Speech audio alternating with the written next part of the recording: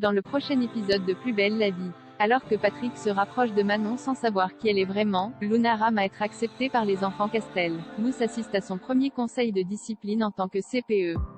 Attention, les paragraphes qui suivent contiennent des spoilers sur l'épisode de Plus belle la vie diffusé demain soir sur France 3. Patrick se rapproche de Manon alors qu'elle est en train de se préparer. Manon est interrompue par son voisin. Quand elle lui ouvre la porte, il va récupérer son arme dans le placard de sa cuisine et commence à la charger. Il interdit Manon de répondre à ses messages. Pendant ce temps, Patrick constate qu'elle a déjà 1 heure de retard et qu'elle ne répond pas à ses appels. Babette lui rappelle qu'ils ont décidé de se montrer indulgents avec elle depuis qu'ils savent où elle vit. Babette emmène Raphaël chez l'ostéopathe, tandis que Patrick attend Manon chez lui. Quand elle arrive, il tente de connaître les raisons de son retard mais elle n'a pas d'explication à lui donner et craint d'être renvoyée. Patrick la rassure. Il comprend que les choses soient compliquées pour elle mais lui fait promettre de le prévenir en cas de retard la prochaine fois. De leur côté, Eric et Kevin sont réquisitionnés près d'un gymnase où 2 boxeurs ont entendu des tirs. En effet, un témoin a vu un homme casqué, à moto, tirer avec son arme avant de partir. Eric suppose qu'il s'agit d'un acte d'intimidation lié à une guerre de gang. Dans la soirée, Manon récupère Raphaël qui est en train de pleurer dans son couffin. Elle s'excuse de l'avoir abandonné mais affirme que c'est pour le mieux car il a tout ce dont il a besoin avec les Nebou.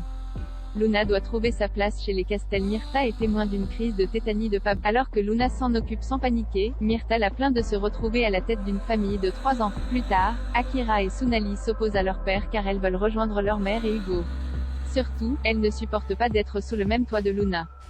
Cette dernière perd d'ailleurs une cliente à cause de leur dispute. Luna tente ensuite de dialoguer avec Akira. La jeune fille promet qu'elle n'est plus en colère contre elle. Pour se faire pardonner, elle lui a préparé une infusion. Mais Luna hésite à la boire car Akira a déjà tenté de l'empoisonner. Vexée, la cadette des Castel lui reproche son manque de confiance. Bastien, lui, se montre plus compréhensif. Il a peur que ses nouvelles responsabilités la fassent fuir mais Luna affirme qu'elle compte bien rester avec lui.